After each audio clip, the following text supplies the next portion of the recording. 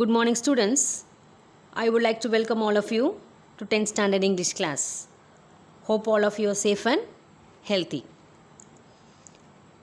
Before going to the lesson, let's see the content. We have 7 units. In each unit, we have 1 prose, 1 poem, and 1 supplementary. So, totally, we have 7 prose, 7 poem, and 7 supplementary. In the last class, we have learnt the first poem, Life and its figures of speech. Hope you have understood well. Now we are going to see the first prose, His First Flight, name of the lesson, written by Liam O. Flaherty.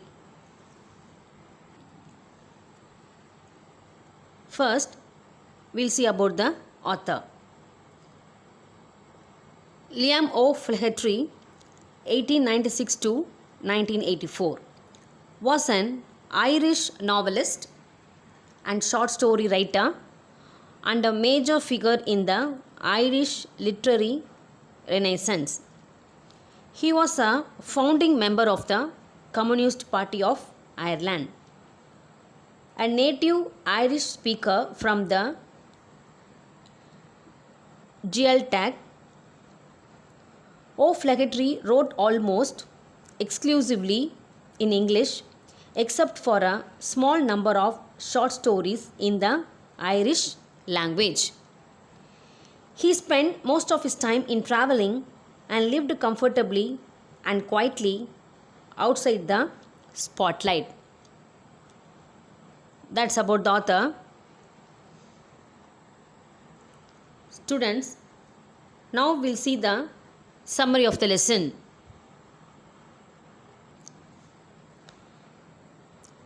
The story, His First Flight by Liam O. Flaherty, is about a young seagull who is afraid to fly. All his younger siblings, despite their much shorter wings, flew fearlessly while he could not gather the courage to trust his own wings.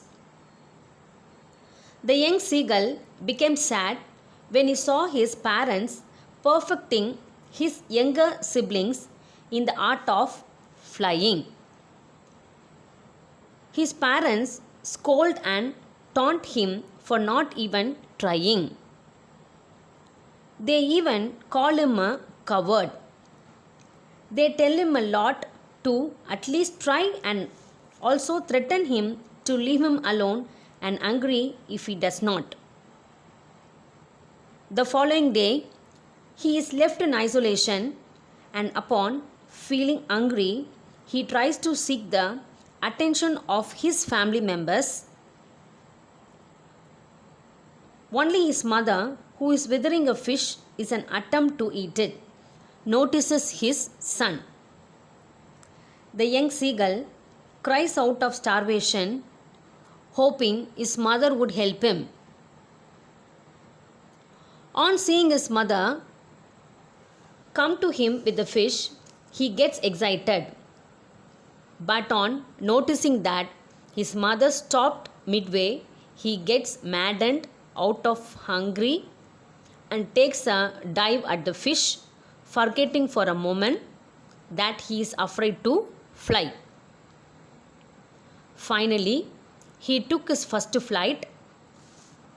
All the family members celebrate his victory by cheering and dancing around him. He also attempts at floating in the sea that he was once afraid of. Thus, he overcomes his fear and realizes that it is all in the mind. That's the summary of the lesson. Students, now we will see the line by line explanation of the lesson. First paragraph. The young seagull was alone on his sledge. His 2 brothers and his sister had already flown away the day before. He had been afraid to fly with them. Somehow, when he had taken a little run forward to the brink of the ledge and attempted to flap his wings, he became afraid. The great expanse of sea stretched down beneath, and it was such a long way down, miles down. He felt certain that his wings would never support him. So he bent his head and ran away back to the little hole under the ledge where he slept at night. Now we'll see the meaning for the hard words. Seagull, a bird that lives near the sea and has short legs, long wings, and white and grey feathers. The next word, ledge, a narrow horizontal shelf protecting from a wall or a cliff. The next word, brink, the extreme edge of land before a steep slope or a body or water. And the fourth word, expanse, a wide continuous area of something. Now we will see the explanation for this paragraph. The story is about a young seagull who is in the stage where he has to learn to fly. The seagull's younger brothers and sisters are very bold enough to fly, but the young seagull is very afraid to fly. Once all the brothers and sisters and himself went for flying for the first time near the edge of the sea. All of them started and succeeded in flying, but this young seagull could not trust his wings and failed to fly. He got frightened seeing the vast sea and he thought that he could never fly. At last, he felt ashamed and disheartened and went inside the ledge where he usually slept. Now we move on to the second paragraph. Even when each of his brothers and his little sister, whose wings were far shorter than his own, ran to the brink, flapped their wings and flew away, he failed to muster up courage to take that plunge, which appeared to him so desperate. His father and mother had come around calling to him shrilly, scolding him, threatening to let him starve on his ledge unless he flew away. But for the life of him, he could not move. Now we'll see the meaning for the hard words. Flapped, bird moving its wings up and down when flying or preparing to fly. Second word, muster, the meaning is gather. And the third word, plunge, meaning is jump or dive. And the next word, shrilly, with a high pitched and piercing voice. Now we'll see the explanation for this paragraph. His younger brothers and sisters tried to fly their first flight, even though their wings were shorter than this young seagull. This young bird does not have the courage, though he tried. But his parents scolded him for not trying again, and also he was very much afraid. Sometimes he did not move from his place also. Students, now we move on to the third paragraph.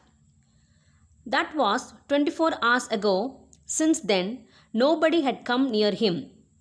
The day before, all day long, he had watched his parents flying about with his brothers and sister, perfecting them in the art of flight, teaching them how to swim the waves and how to dive for fish. He had, in fact, seen his older brother catch his first herring and devour it, standing on a rock, while his parents circled around raising a proud cackle. And all the morning the whole family had walked about on the big plateau, midway down the opposite cliff, laughing at his cowardice. Now we'll see the meaning for the hard words. Herring, a soft, fine sea fish. Devour, eat quickly. And the next word, cackle, laugh in a loud, harsh way. And next word, cowardice, lack of bravery. Now we'll see the explanation for this paragraph. The young seagull had been all alone on the ledge for a day because their parents were concentrating on his siblings, that is, his brothers and sisters. They were teaching his siblings how to dive and also teaching the art of diving for fish to eat. His older sibling caught his first fish where he ate it at a rock very proudly. And his parents were happy, very happy, laughing in a loud way. At that time, the young seagull's parents were telling him all the way for being coward. Now we move on to the fourth paragraph. The sun was now ascending the sky, blazing warmly on his ledge that faced the south. He felt the heat because he had not eaten since the previous nightfall. Then he had found a dried piece of mackerel's tail at the far end of his ledge. Now there was not a single scrap of food left. He had searched every inch, rooting among the rough dirt-caked straw nest where he and his brothers and sister had been hatched. He even gnawed at the dried pieces of eggshell. It was like eating a part of himself. Meaning for the hard words, mackerel, a sea fish with a strong taste, often used as food. Next word, gnawed, to bite or chew something repeatedly. Now we'll see the explanation. The heat of the sun is rising high. The heat is felt on the ledge also. The ledge is facing the south side. This young seagull felt the heat because it did not eat anything from the previous nightfall. Then he found a dried piece of mackerel's tail at the far end of his ledge. Mackerel is a tasty fish, but dried one. But except this, there was not even a single piece of food left there. But still, he was searching whether he can find anything near the nest where his brothers and sisters were hatched. But he could not find anything. At last, he even gnawed. The meaning is bite the dried pieces of eggshell where he came from. But eating the eggshell seemed to be eating a part of himself. Now we move on to the fifth paragraph.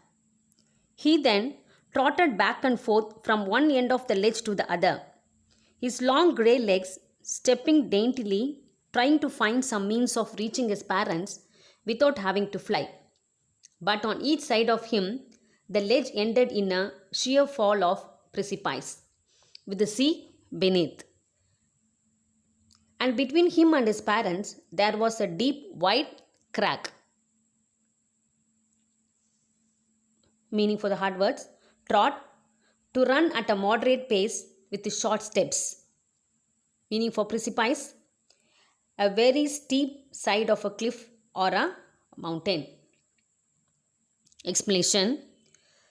The bird now walking here and there from one end of the ledge to the other. He doesn't know what to do.